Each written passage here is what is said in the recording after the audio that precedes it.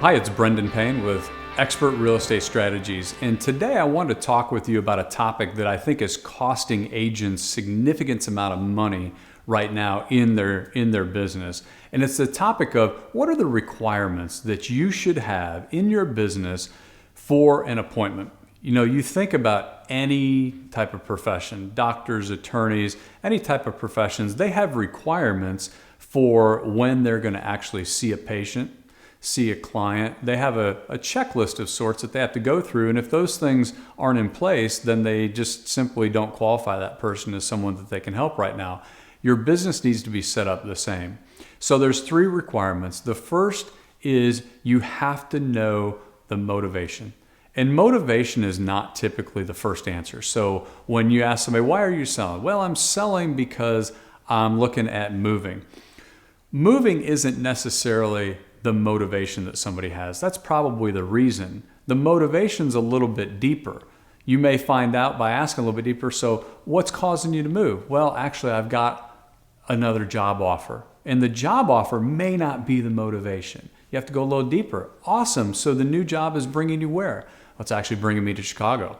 Wow, that's great. Yeah, it's a really good opportunity because now I get to do this.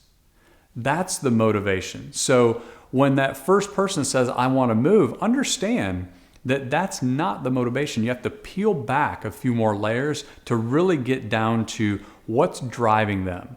And remember, every single person, every decision we made is either driven by moving towards something that's good, that we want to do, or moving away from, trying to get away from something that's painful, that we don't want to do. So that should help. Try to figure out, are they moving towards something that's going to be good or away from something that's painful?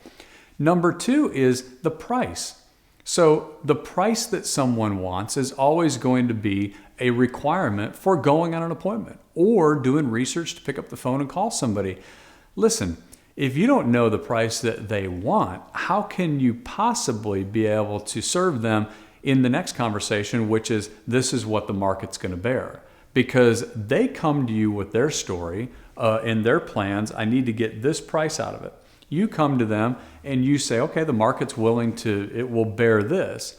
If those two come together, it's great. Everybody's happy and you make the transaction happen for them. They sell, they move on. If there's a conflict there, you have to be able to explain why their plan is maybe not going to work. Then you offer them some additional strategies that says, listen, I know this isn't going to work for you.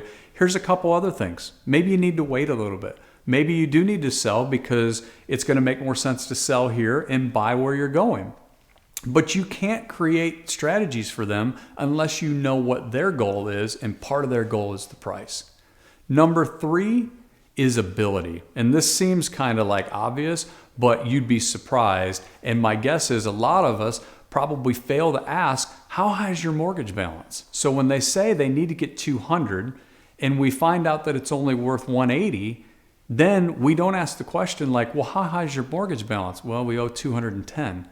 Okay, at that point, you have to have a different conversation with that seller. Many times, I've been on the other end of transactions where our buyers put in offers on properties and found out at the closing table that the seller owed more than the property was worth and didn't have any money to bring to the table. That's bad for everybody that's involved. So understand, knowing their ability to sell. Do they have a mortgage? How high is the mortgage balance? Do they have second mortgages? Do they have anything?